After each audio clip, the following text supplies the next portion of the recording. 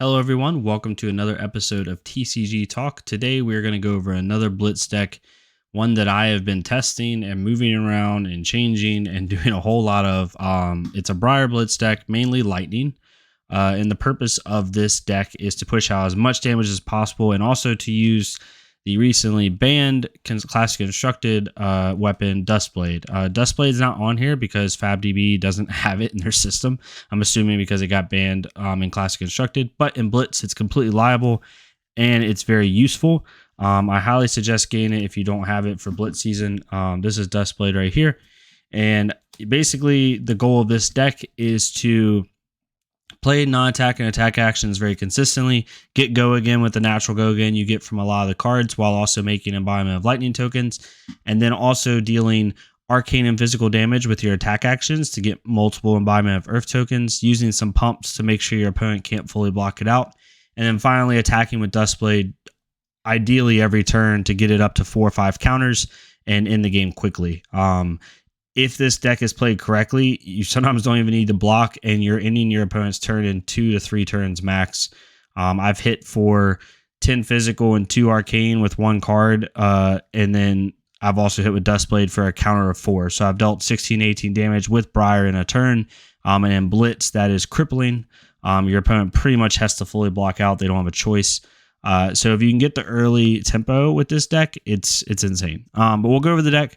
The deck's very simplistic. I have messed with it a lot, trying to make sure my ratios are correct. It's similar to like a Viscerai style deck where you want to have the same amount of attack actions as non-attack actions, and also trying to do go again and arcane damage as much as possible with everything. So for the equipment, I'm gonna, like I do always, I'm gonna give standard equipment and I'm gonna give upgrade equipment. But even the upgrade equipment in this deck is not needed. For the headpiece, I'm using Crown Dichotomy.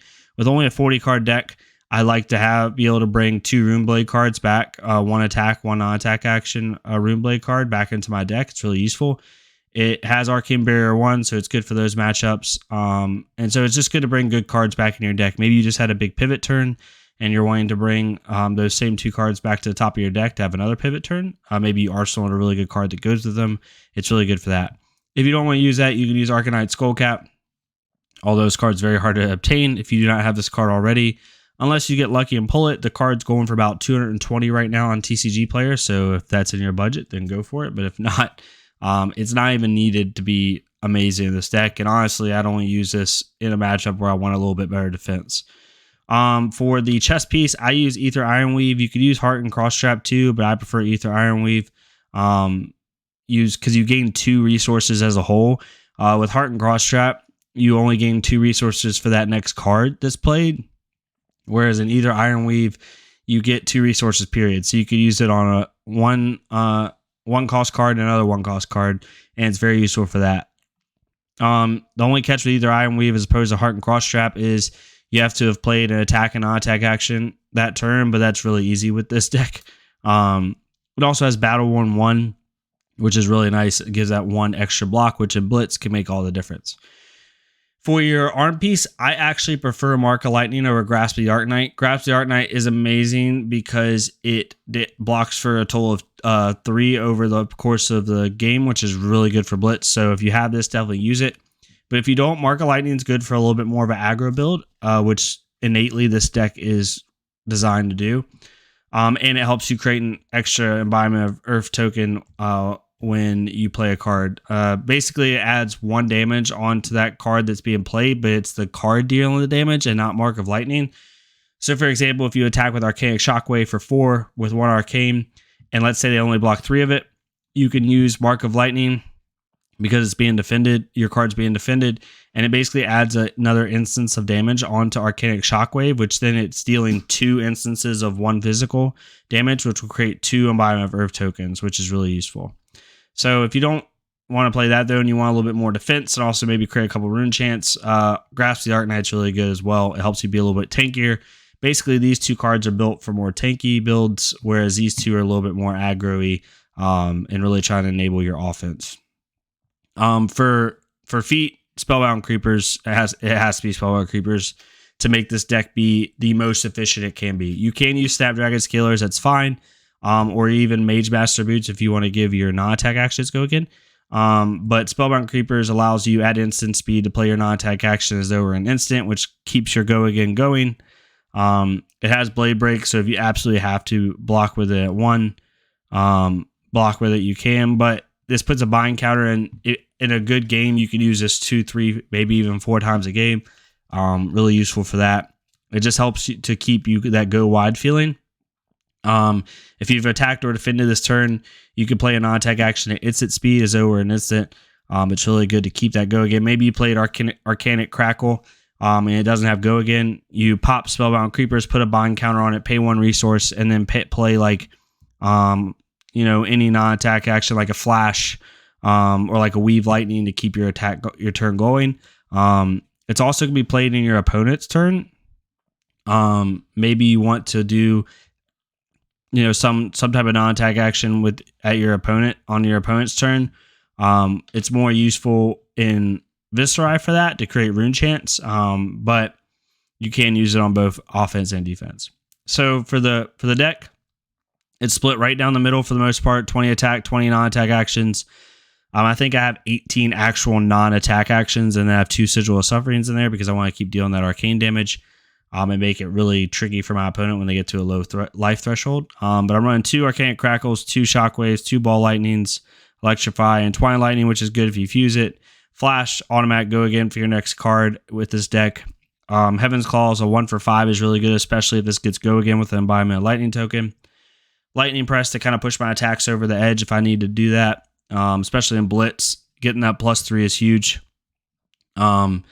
And Lightning Surge is really good out of Arsenal. Plunder Run is amazing in this deck, giving your attacks +3 and likely a draw mechanic because it's going to hit. Is really useful. Then I use the Flicker Wisp Sting of Sorcery combo. I have 1 Pulse of Candlehold in here and 1 Singeing Steelblade. That's kind of like the weird part of my deck, because I want Pulse of Candlehold in here to bring cards back into my deck from my graveyard, but that left me at 39 cards, so I just added 1 attack action in there. Singeing Steelblade, 1 for 4 is pretty good. I use Weave Lightning to buff my attacks. I found that if you use 2 of these, maybe into a Lightning Surge that wasn't arsenaled and it doesn't have go again, now it's going to have go again because you played 2 of these consecutively. I've had turns where I've done that, so I've had 2 red Weave Lightnings and a Lightning Surge in hand, and I play 2 of these, giving Lightning Surge go again with the Embodiment of Lightning token. And Lightning Surge is attacking for 10. And then I'll use the last card in my hand to pitch for Duskblade. That happens more times than you would think.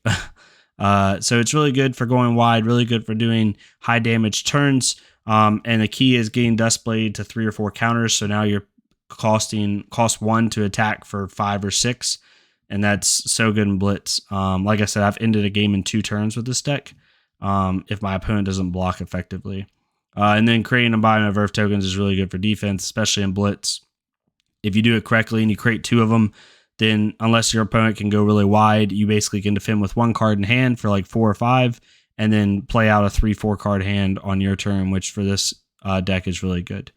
It has some draw mechanic with Electrify, with Plunder Run. Both of those allow you to draw a card if they either hit or get played from Arsenal. And it's just really good for that. So this is my deck. This is my Blitz deck I'm going to be running in the upcoming season, at least initially, see how it goes.